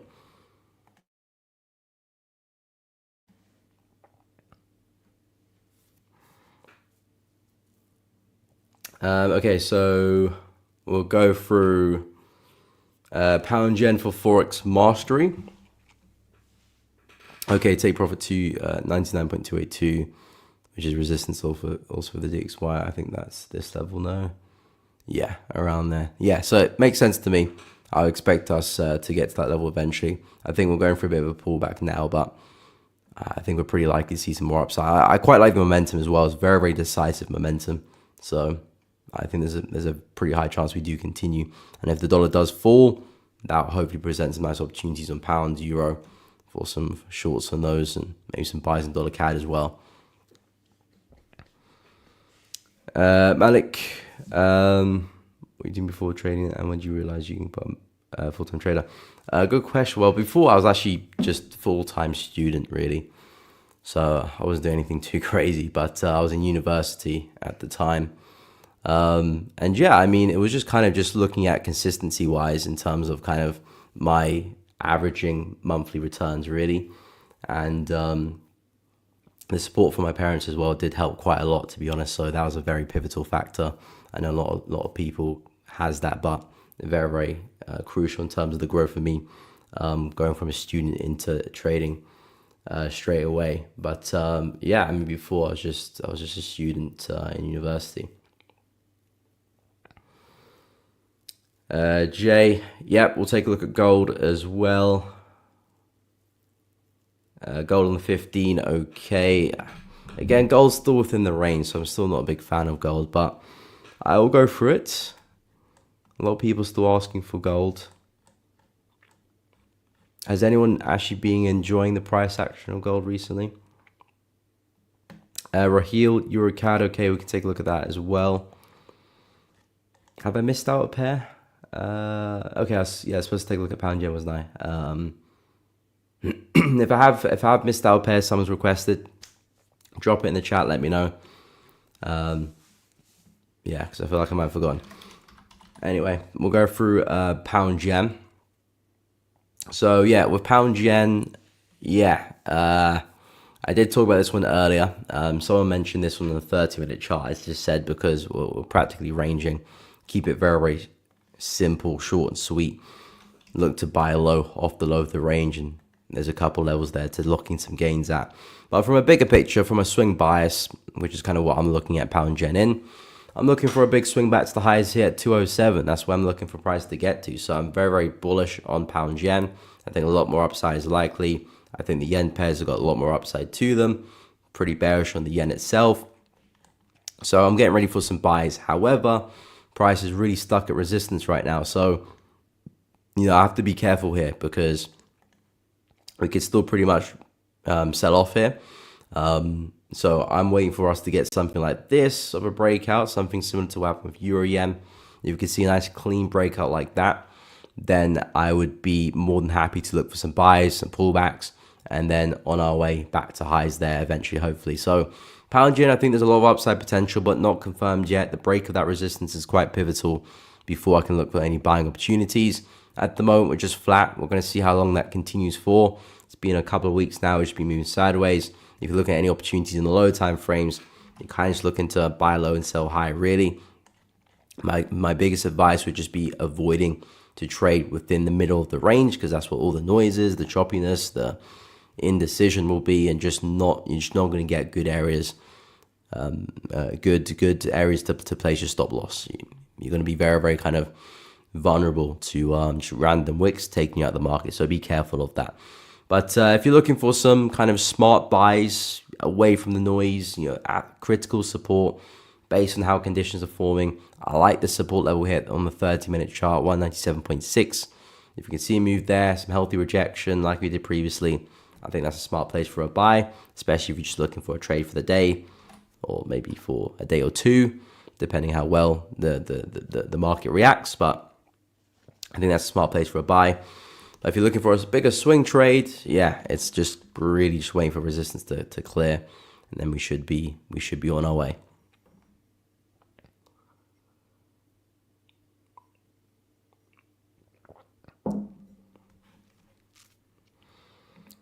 Okay, so we'll go through gold next, and we'll take a look at gold in the 15 as well. Eurocad, we'll take a look as well. Samueli.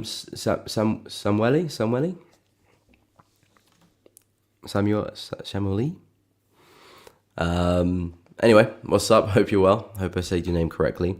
Pound CHF, yep, we'll take a look at that one too, no problem. Anyway, so gold, yeah, not the biggest fan of gold recently. Price action just been very flat and all over the shop. Of course, we did respect the highs there. We came down pretty hard. Nice move to the downside, back into support there. And yeah, the only logical place I see for a buy really for gold is down here. Again, a bit more of like a trade, like a 4-hour time frame, but it makes sense kind of universally because this is kind of where we've got somewhat at the low of the range. So even if you are on the 15-minute chart, I think this is still a great place to be looking for buying opportunities because you're right at the low of the range. Your price is either going to break out of the range or respect it. And either which way, I think there will be some nice opportunities. So if you can see a move back into this area, we have really critical support in this area here. I think that's a great place for a buy and an area which we can definitely see some upside from. If price does end up breaking through this, well, we got support below us there. I also think this is a nice place for a buy too. So it depends what the market wants to do, but those are the two areas that make sense. Critical support, big turning points in the market. We know the higher time frame trend is still bullish. So this is really where you want to base your longs from. So I'm still very bullish on gold, but just waiting for us to push into areas where we're not in noise. We can get stop loss underneath safe areas, and I can maximize my risk reward as well. Trying to find opportunities in here is a quick way to give money back to the market. Yeah, it's just not going to be a great place. I'm not saying you can't find a profitable trade here. It's just you're going to have to work a lot harder for it. So yeah, I would be quite cautious about getting involved here. On the 15-minute chart, has been a pretty nice trend on the way down. We have just gone and taken out some lows here. Maybe we just continue falling on the way down to that support level. Would I look taking shorts based on that? No. I know price is coming back into a nice area of supply. Would I should look to short from there? No. I just don't think it's an effective place based on the fact that we've just taken up the lows, based on the fact on the conditions we're trading in. We might see a reaction, but I wouldn't look for a sustained move. I'll probably look for a bit of a scalp if I was looking for a scalp. Maybe a reaction for like 3 or 4 candles and then I'm out the trade really. So I think that could make sense there if that's what you're looking for. But really, I just don't see much value in what price is doing and where we're trading. So really, I would stay away. Not every market should be traded. I don't know if I'm saying that correctly. All I'm trying to say is that every market is going to have times where there's great opportunities and there's no opportunities at the time. Now, I wouldn't suggest there's no opportunities, but I wouldn't suggest there's any good ones. And I'm a big believer of quality over quantity in trading. So I would stay away from gold until we at least push back into some critical areas of support and we can probably base some better trades off there. Okay, so EuroCAD I will take a look at next, and then we'll go through pound CHF as well. Raphael shorting oil now on the 1-hour chart. Okay, we can have a look see about that. Lauder, good morning. Hope you're well, or good afternoon. Hope you're doing good. GA, no problem. We can take a look at that. Another pair which I'm interested in trading. It is on the watch list currently. Let's take a quick look at EuroCAD. So EuroCAD had a big sell-off. Ooh, quite a big rejection there as well. Big wick there. But anyway, we had a really big sell-off yesterday. Of course, you can see the ginormous bearish candle there. And again, I've pointed out that for EuroCAD, we're trading in a very kind of significant area. If you look at what we're doing here, this is a massive level of resistance. If you look around us here, you got massive resistance once, twice, a third time. This is the monthly chart, by the way. So it's not any resistance level. It's a pretty significant one. Of course, you don't want to be in the expectation that, okay, just because it's a monthly, it has to respect the level. Of course, price will still break through levels on the monthly chart. But what you can say is that this is a pretty significant level, and so far we're still respecting it. And if we do turn around, we could probably see a pretty big sell-off. So you're kind of looking for signs if the market is going to reverse and turn around. At the moment, we're sort of seeing that. You can see price becoming quite corrective, only just about taking out highs before reversing here. You can see took out highs there, came back down, took out highs here. Looks like we could be getting ready to come back down there as well. I would say if we can break through support here, this looks to me like a big consolidation now, really. If price can break through support there, I would say this becomes a very nice short opportunity on the way down. I know price is respecting support and there could be a nice bounce here, but I would keep it very short term. So I would say if I can get a push to the 50% of the range, so let's measure this using a fib. So that to me is like the 50. Oh, didn't mean to do that.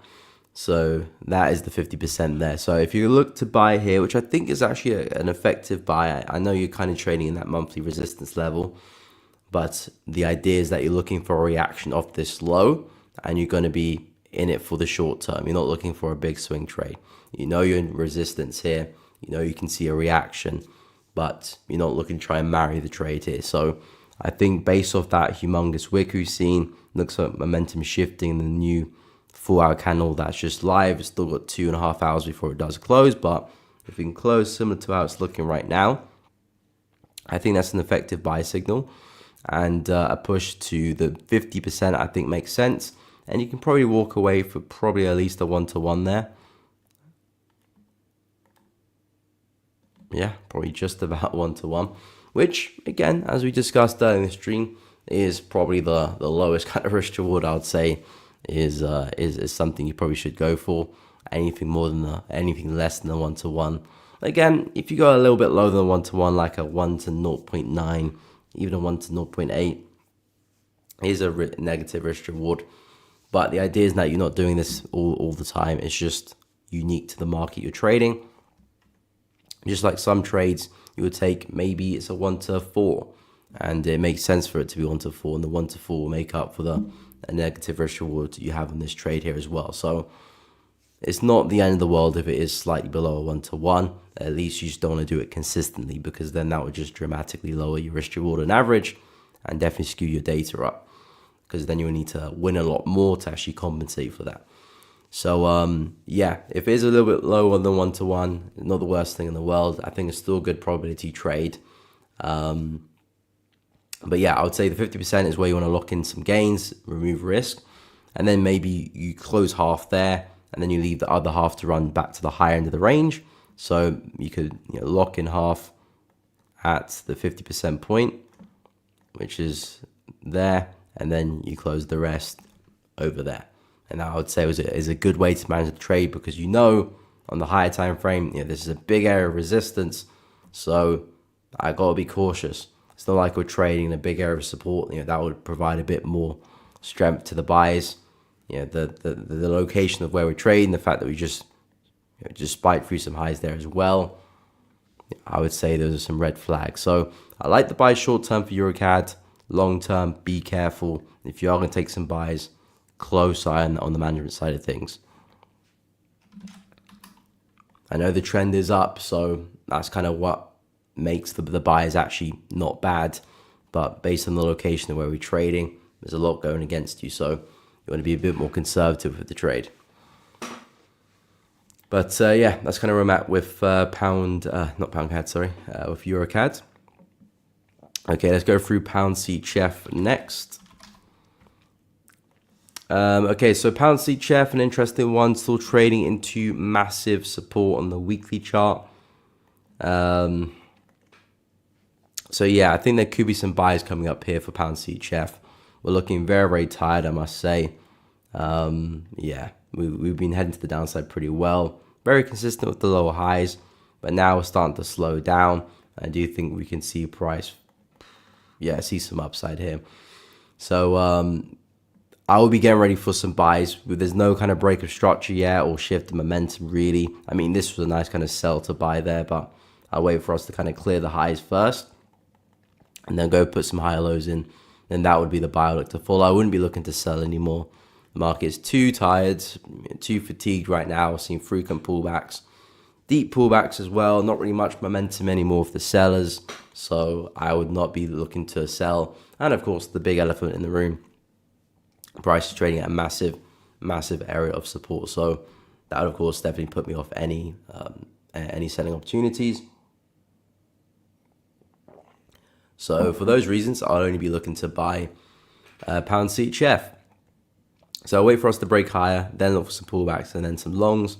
And I'll keep it short and sweet because I know that the overall trend, the overall momentum for pound Swiss is still to the downside to somewhat of a degree.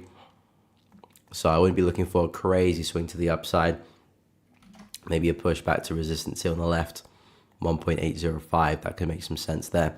But yeah, pound CHF, not interested in sales anymore. We're very tired. Pushing into a big level of support. Looking for the reversal makes a lot more sense. Waiting for the price action first, at least, not just buying straight away. And I hope you can find some higher low. The higher low might even come on like a break and retest of the highs here as well. So it might not be a deep test like this one. So be aware of that. It might just be a retest of the level here before continuing. But yeah, I'm only interested in buying pound CHF if I was looking to trade it. In terms of oil, Raphael, you mentioned shorting oil now on the hourly chart. I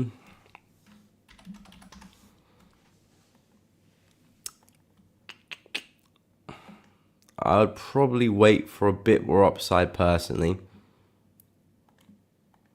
Kind of lining up with the trend line there.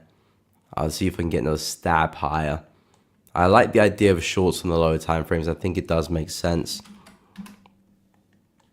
And I kind of like how we're moving as well, but I think I would like one more kind of push higher before looking to short. And again, the idea would be trying to catch like a third lower high here. 1, 2, perhaps 3. And then from there we do roll over. So I can see the logic there with shorting oil on the lower time frames especially, but I would probably wait for a push to 67.5. But I do like the idea.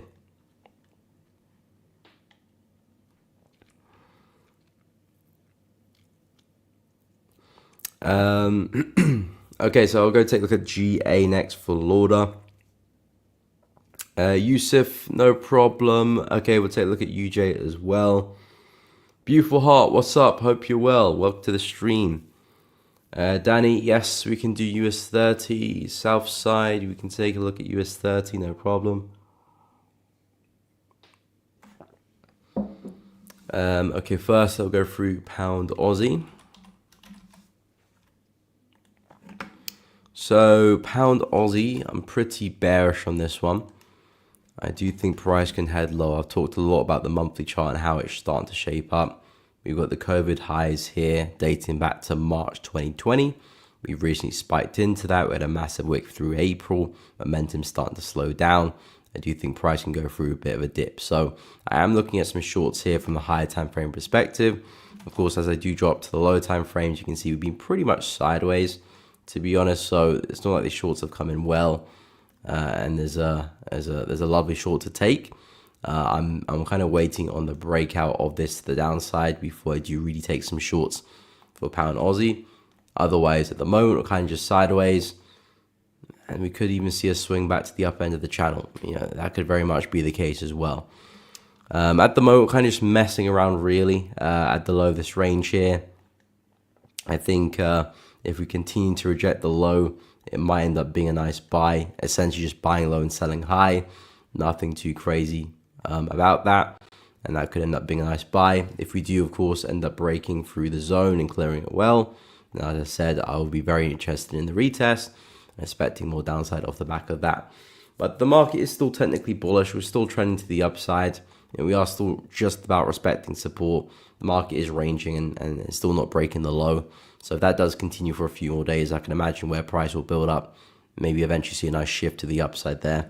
And maybe we see a full swing to the upside at 2.1. So Pound Aussie, I'm pretty bearish and I'm looking for a lot more downside, but it's definitely kind of relying on a sharp break to the downside and more momentum there. And then once I see that, then yeah, I'll be looking for some pullbacks and some more shorts. At the moment, not the case. So staying patient and just seeing what Pound Aussie does throw at us next, because maybe there are going to be some buying opportunities if we do continue to move sideways and close back above that level. Let me know what you're interested in, Lauder, for GA. Looking to sell or buy that one.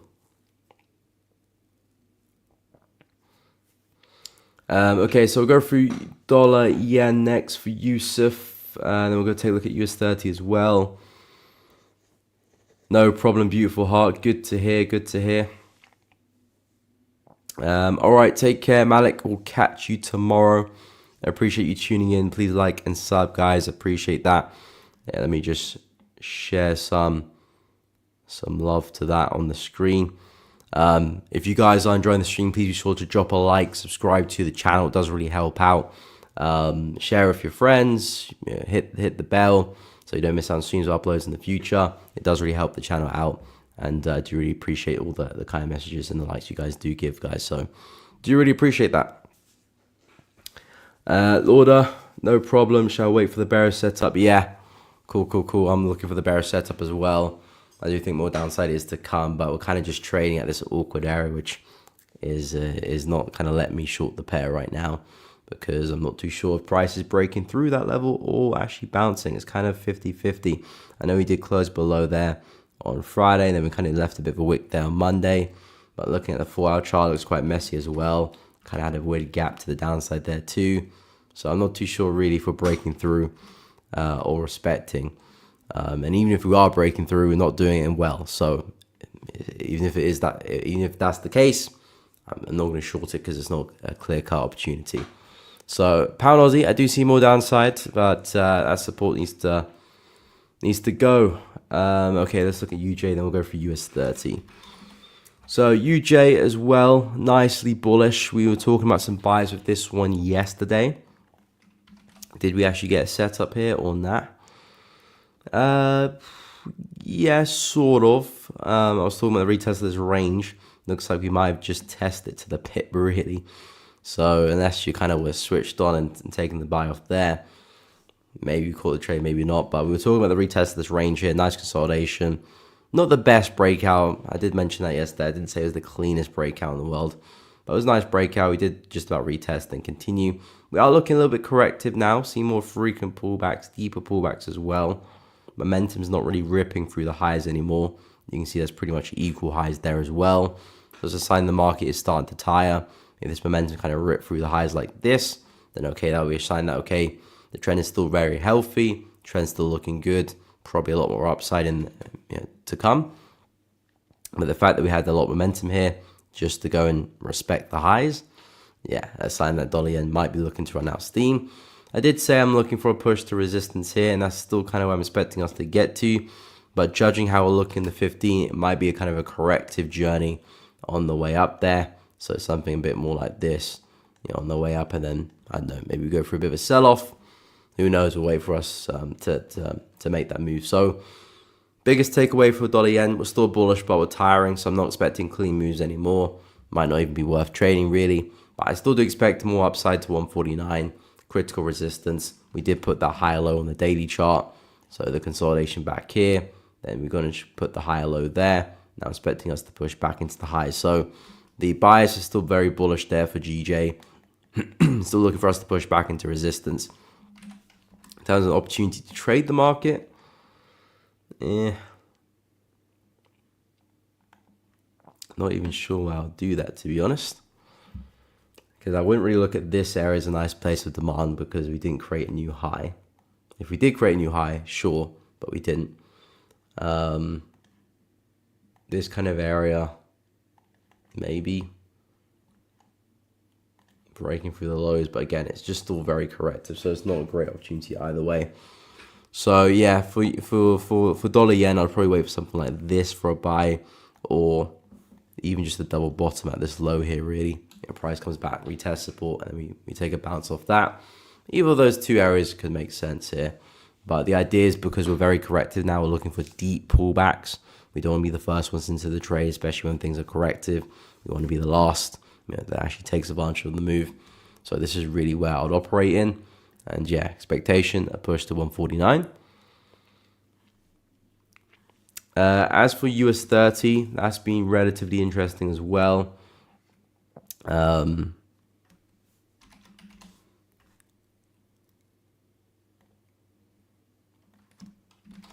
yeah, US 30 has been relatively interesting as well. We did eventually kind of clear the highs here. Actually, did we? Yeah, we did. Let me just start fresh. There we go. I can see a bit better. So yeah, we did just about clear the highs. We did bleed a little bit, and I did say watch out for that because although US 30s are US indices do expect us to create new highs and continue flying. But at the same time, it is a very strong level of resistance. You can see price respect to this area once, big sell-off. Second time, big sell-off. Third time, I'm not necessarily saying there's going to be another big sell-off, but hey, there's an area of resistance. Be careful at that level. So I'll be careful there with the Dow Jones, but I do think we're still due higher prices. I can still see more upside. Drop into the lower time frames, really. I think I'd wait to see price kind of riding through the highs here and then look for some pullbacks afterwards. That's something I'd be interested to buy there for the Dow Jones. Otherwise, yeah, I would leave it alone because I'm not too sure if we were to go for another sell-off. Two very aggressive reactions, we could see a third.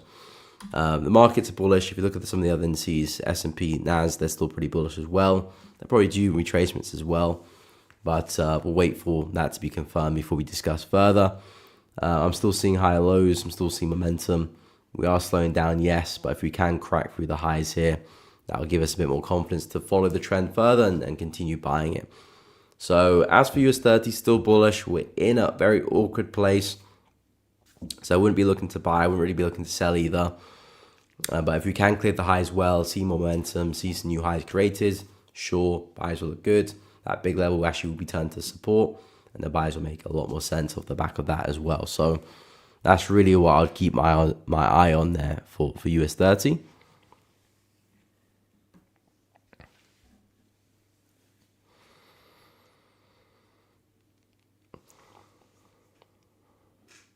Hybrid, I do have a free course you can check out with Elevating Traders.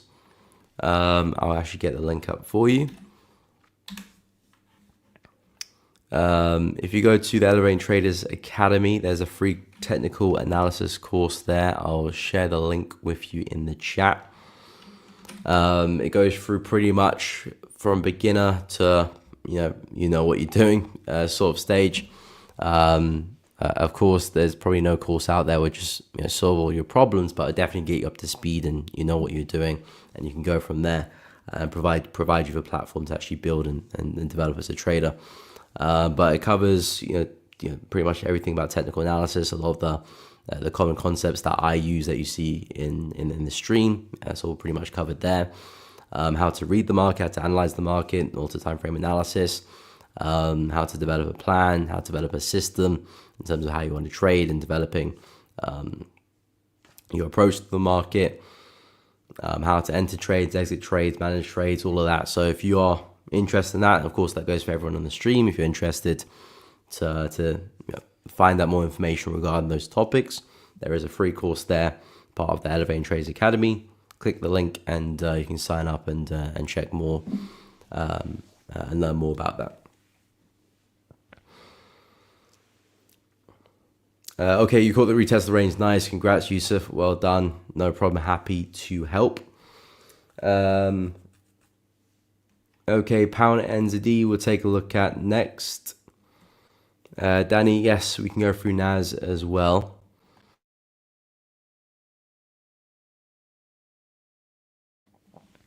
Okay, so pound NZD. I haven't actually looked at pound NZD yet on the stream. So this one, yeah, very sideways, back and forth, back and forth, back and forth, and actually no, I'll draw from here, and yeah, just taking its sweet time. I do think again we'll like to break to the downside. I view pound NZD in the same light pretty much as pound Aussie. They do mostly the same thing together, so I'm expecting this to fall. I'm expecting pound Aussie to fall as well. Really, which is in the middle of a range. So if you're looking to operate, you want to be buying at the low or selling at the high, regardless of your bias, really. So you're kind of just waiting for prices to approach resistance or support. Right now, we're in the middle of all of it, so I would stay away. This is an area which I don't want to get involved in. I don't want to place trades in at all. I really don't even want to analyze, really. There's no consistency to the market. It's not like, okay, yeah, we broke structure now, so now we're bearish. We're not that at all. We weren't really bullish either. It's just a lot of nonsense. There's no consistency to the market, and that's just going to make it difficult to trade.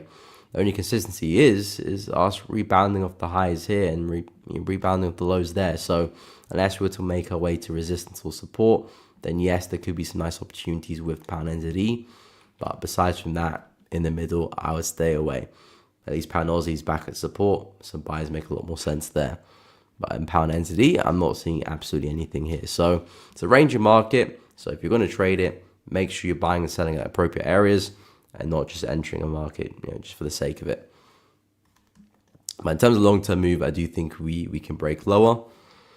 In terms of NAS 100, yeah, so NAS 100, yeah, just chugging away, flying to the upside. Not a care in the world, just absolutely plugging it to the upside. I did say we'll probably fill the gap. We just about did, and we're on our way. Didn't even waste any time there. I still like this area here for a pullback. Nice consolidation, big bullish candle breaking to the upside. Haven't really come back for a retest there. Kind of lines up well with this trend line here too. So if the market does decide to have a deeper correction, I think this would be a smart place to pick up some longs, see the next high low, and on our way, kind of moving within this channel here. if I can drag that across. So as we do approach the upper end, I would suggest the pullback is a bit more likely now for that. But you got to understand with the indices, we can do this for quite a while. You know, the markets are quite overstretched and a bit overextended, but yeah, it doesn't really matter, especially when they're in the season, especially when they're in their bullish climate. They can go on and on and on before we do see a bigger correction. So be careful with that. But I would be just focusing on the buys. I wouldn't be looking to try and sell the pair. So if you can get a bigger pullback into 23,150, I think that could open up the door to a nice pullback opportunity, swing it back to highs, and probably a lot further as well. We are due a pullback, but I wouldn't be looking to try and short that. I think I'll just stick with the buys and see how far we can take it. But yeah, in terms of the watch list, I've got a few pairs I'm looking at. Like I said, Euro USD looks really good. I like the shorts for this one. I'm going to keep an eye. I like the consolidation there. Pound USD, I'm going to keep an eye on shorts on that one as well. Expecting a lot more downside. In terms of dollar CAD, I'm looking at some buys there as well. This one has been consolidating for quite a while, but I do have the expectation that we're likely to break to the upside. This is some critical support resistance. I think once we break through that, I can be looking for retests and buys, some higher lows to ride it back into resistance there. And we'll see how far we can go from there onwards. I think some nice breakout opportunities on Euro CAD could look interesting. If we can break lower, retest it, I think there's some shorts there to be had. Swiss yen is something I'm interested in as well, because this has just recently created all-time highs.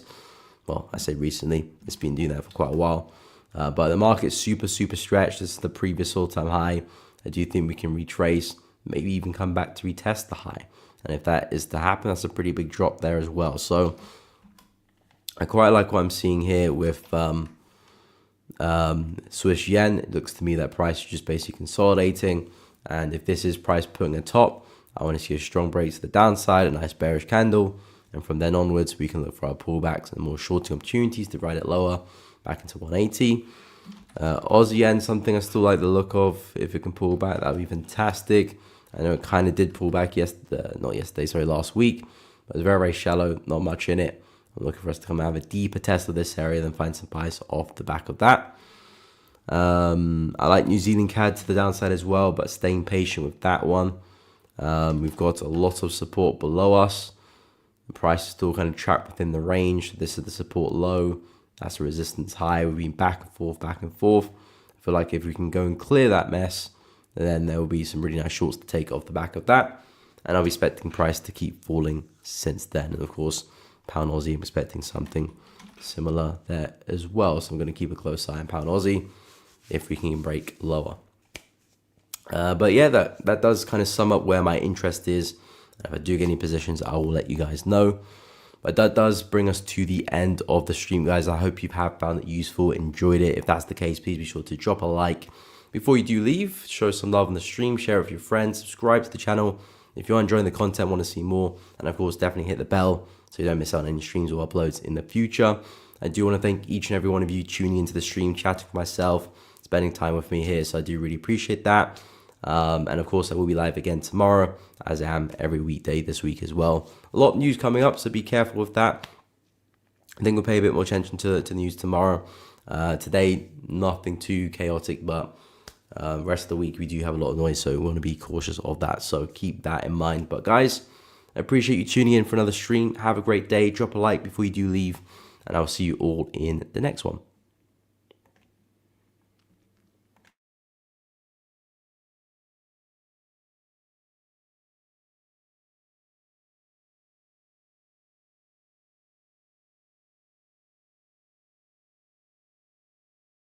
Introducing Zentrix AI-powered trading signal service.